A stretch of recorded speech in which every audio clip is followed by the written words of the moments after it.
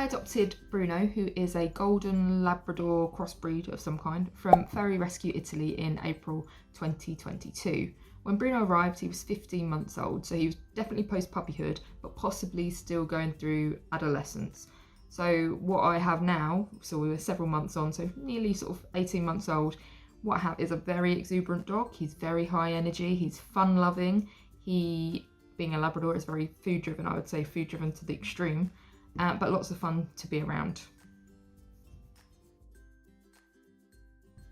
But Bruno, who arrived in April 2022, was very different to the Bruno that I have now. When he first arrived, he had to be carried off the happy bus. I don't think the happy bus was a very happy place for Bruno at all. So he had to be carried off because he was so nervous. He was shaking. He was just in a very distressed state, completely shut down. When we got him back to my flat, he refused to come inside. He refused to come in the front door, so we had to open the side gate to try and lure him into the garden, and he wasn't having any of that. So he had to be physically carried inside. His body was completely shut down in shock. And I'll be honest, it was quite daunting. I am someone who has experience of rescue dogs, particularly rescue labs. In the past, my family have had a succession of Labradors as I was growing up from rescue organisations in the UK. But the difference was they had all been dogs that had come from sort of family environments before they were put up for rehoming, whereas Bruno had only ever known kennel life. And to their credit, the Furry Rescue Italy team, during the initial checks and kind of interviews about whether I'd be suitable as a rehomer, they did sort of make me aware that the dogs that are coming over from overseas, from these kennel environments, from these shelters, are very, very different to the dogs you would get from a UK rescue organisation, because their upbringings have been so completely different. So a lot of the sort of rescue labs you get in the UK, as I say, would have come from home environments or would have had some kind of experience of maybe a family setup, whereas these dogs might have been, as was the case for Bruno, had been living sort of wild almost in sort of farmland and was picked up and rescued there at a very young age. So would have missed out on a lot of the, I guess, the socialisation experiences that puppies in the home would experience. So as a result of that, he had been brought over from Italy, rural location, used to farms, probably not a lot of traffic, not a lot of people, I'm guessing. And I live in a very urban environment. I live in a busy kind of town centre. So this is, it's a million miles away from anything that he had encountered before. So so his nerves and his anxiety from when he first arrived are completely understandable in that context. When he first arrived, I'd set him up with his own area in the lounge. So he had his own den, his own sort of protected bed area.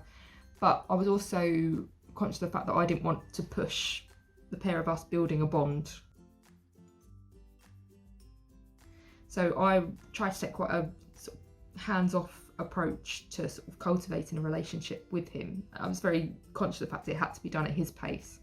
So I set up my lounge. So I had half of it crossed off with a sort of child's gate, and that was Bruno's area. And then I had my area, and I slept in my area. I had a sofa bed set up, and just over the first week, I was sort of making him aware that I was there, and I would be there to tend to his sort of physiological needs. So I would be feeding him. I'd be the person providing him with water.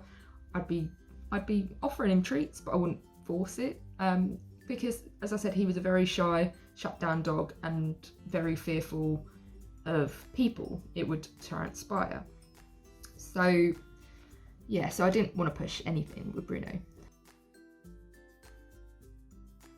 So just to talk you through some of the challenges and obstacles we've had with Bruno so far that we have overcome, and there's various other ones we're still in the process of working through. But when he first arrived, he was agoraphobic and he refused to leave my lounge. And then once he got confident leaving my lounge and going into the hallway and the kitchen, which took time, he was very scared of going in the garden. So to help him overcome that, it took a program, like a few weeks, and it was a program of work that required sort of desensitizing him to the outside noise outside my flat. So I live on a main road, so there's lots of motorbikes, buses, bin lorries, that kind of thing every day. And you could see or hear, you could see in Bruno that as soon as he heard something he didn't like, he would bolt back into the house. But to me, getting him into the garden was key to unlocking lots of other things for Bruno. So in terms of us being able to start toilet training, it was important for him to feel comfortable and confident in the garden, because otherwise he wouldn't want to go and do his business out there. But also as well, in terms of training him, I guess the progression for training dogs in commands, or sit, stays, recall, that kind of thing, is you have to start in an environment where they're very comfortable. So we'd started that body of work in the house, but you need to, sort of to battle harden those commands, you need to take them to places where there's more distractions. So ideally you'd want to start doing that in the garden. But if it's not even a case of him being distracted and not responding to those commands, but if he's distracted to the point that he's in panic and stress, you don't really want to be working or putting a dog under even more pressure to perform when they're in that kind of mood. So we did a lot of desensitization. That meant sitting outside on a picnic blanket with Bruno for sort of long periods, and just sitting with him and just being with him, and just sort of showing him that I'm not bothered by these noises, you shouldn't too. So it's a lot of trying to let him read my body language, but at the same time I'd be taking things out there to sort of keep his mind occupied while sort of the sounds of the environment were going on around him. So licky mats full of like frozen dairy, they were his favourite at the time. Maybe a Kong with just something that he could, with like a really tasty, smelly kind of mix in the middle for him just to sit there and work his way through as, again, the world was going on around him. So that was quite a lot of work. And then at the same time, he wasn't particularly happy being sort of moved around at all on a harness or a lead or a collar or anything like that. So we had to do a lot of work to sort of desensitize him to wearing a harness and a collar, and then sort of being guided around on a lead. And apparently that is from the experience I've had, conversations I've had with various other former kind of adoptees from Furry Rescue Italy, and that also sort of other places on the internet I've been using as sort of resources to help me work with Bruno. That is quite common, for a lot of these rescues. In Bruno's case, he was found straying in the countryside, but to the point now that as soon as you pull out the harness when we're going on a walk, he was leaping up and down, really excited to sit, because he knows good things are happening. So it's a lot of work, but it's paying off now. So we had to do that. But then the more situations, once we progressed on from getting used to the harness and the lead, we still had to work with him to get comfortable going out on walks. So that has been kind of a work in progress. Again, he arrived in April. We didn't go out on our first walk till June.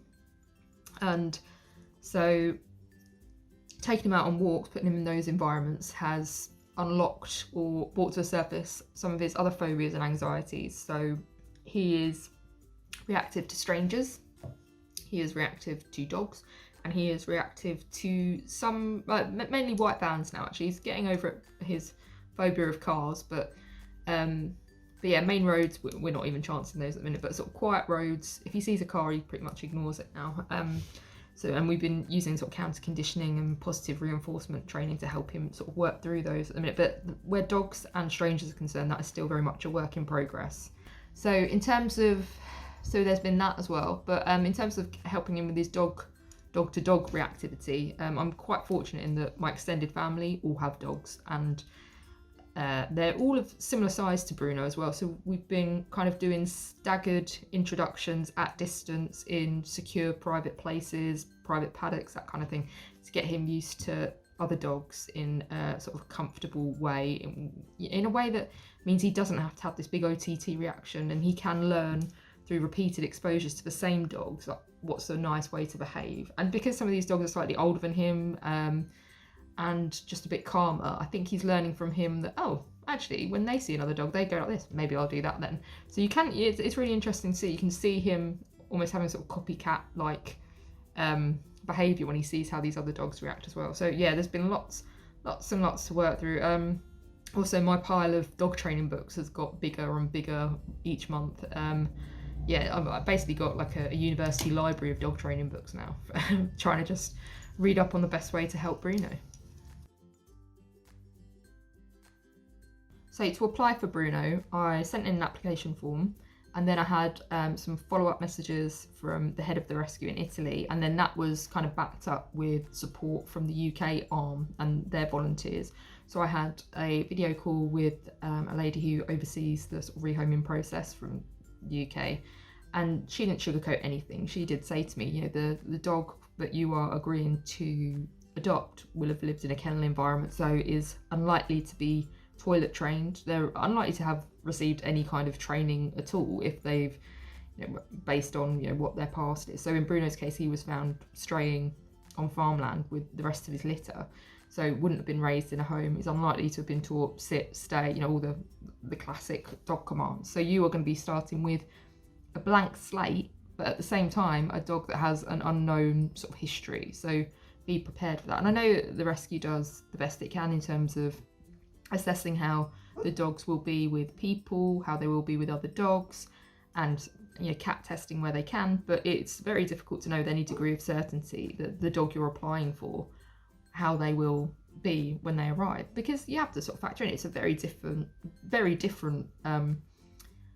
environment that you're bringing them into, from kennel life to sort of where we are now. So yeah, I'll be honest, I was daunted when I had that first call, but it didn't sort of put me off. It just made me realise, okay, there'll be a lot of work to do. This isn't just going to be potentially a dog that will just slot right into my life, slot into the home, and, you know, I'll be able to go to the pub with straight away or go off on adventures. There might be a lot of work to do, and in Bruno's case there has been, but, you know, it's, to me, and I will go into that in a bit more, but to me, the work you put in with these dogs now, you know, you're signing up to adopt a dog for at least, you hope, sort of a decade or more of companionship. So, you know, the things you have to do now to help them sort of move with ease through the world. In Bruno's case, he's very nervous, he's very anxious, he is reactive to a lot of things, sounds, people, visitors to my home, that's the big one for me, strangers, out